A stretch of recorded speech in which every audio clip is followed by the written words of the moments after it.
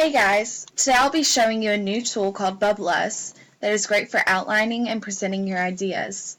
This tool can be accessed through a web address, and all you need to access this tool is an electronic device and internet access. So this is the homepage of my Bubbleless account. Making an account is simple and can be done in a few minutes. The basic free subscription to Bubbleless allows you to create mind taps to organize and present your ideas.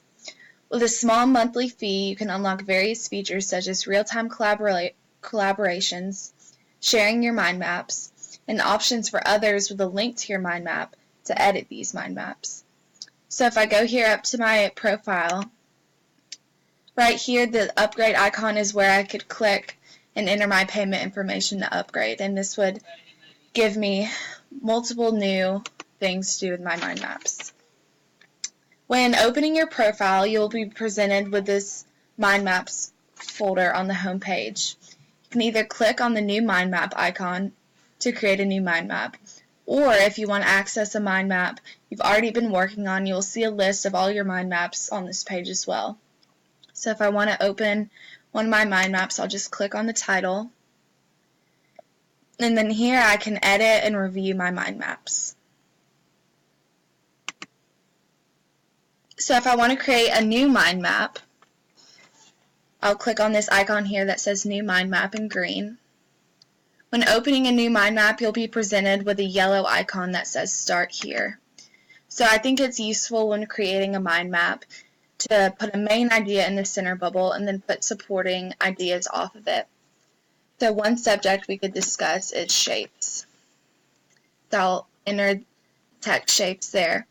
Off of this bubble, I will select this button here that says Add Child to create a direct link to the Shapes bubble. So I could enter square.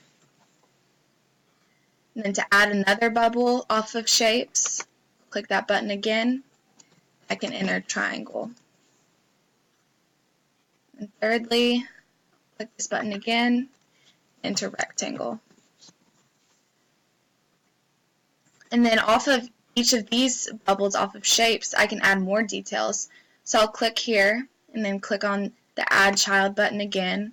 And I can offer a description of a square, so I'll enter 4 even sides.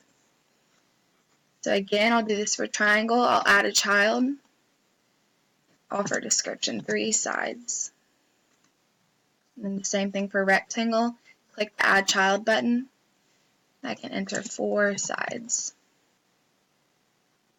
And then another option is you can add a link.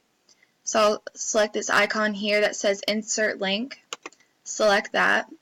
You'll be able to copy and paste the link here. And also you can provide a description for the link.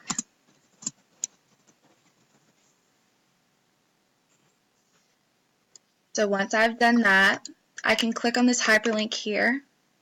It'll take me directly to the photo of a triangle. And this option is good because it allows you to bring outside information from the web. You can access it quickly with the link here. Another option to customize your bubbles is you can change the text color. So here I'll change the square to purple. And as you can see, it also changes the color of the bubble of the child connected to square. So I can also do this for triangle. Select this text color button again. I'll change those to blue. And as you can see again, changes the corresponding child track. Another option is you can bold and italicize important words. So if I wanted to bold this main idea's shapes, I'll click this B here. This allows me to distinguish between important topics. Another option for your mind map is you can change the layout of the mind map. So you'll go here up to the layout icon, select that, and it'll give you a list of available layouts. So I'm going to select circle, and that just organizes the information differently for me.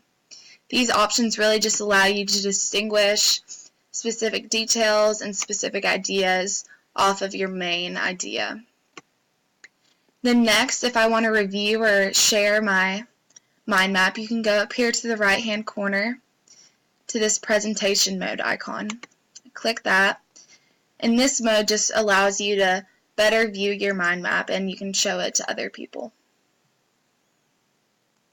Once you've finished creating your mind map, you can go back out to the mind map page, and then this icon here next to the new mind map that you just created, you can name your mind map. So you select the rename option, and I would rename this as shapes, and this allows you to find your mind maps easier based on their title. In conclusion, mind mapping is a great way to express and organize your ideas. One way creating mind maps through Bubble-S can be used in the classroom is to help organize students' thoughts for an essay or story. It can also be used to help students review material by organizing it in a way that is easier to understand conceptually. Thanks.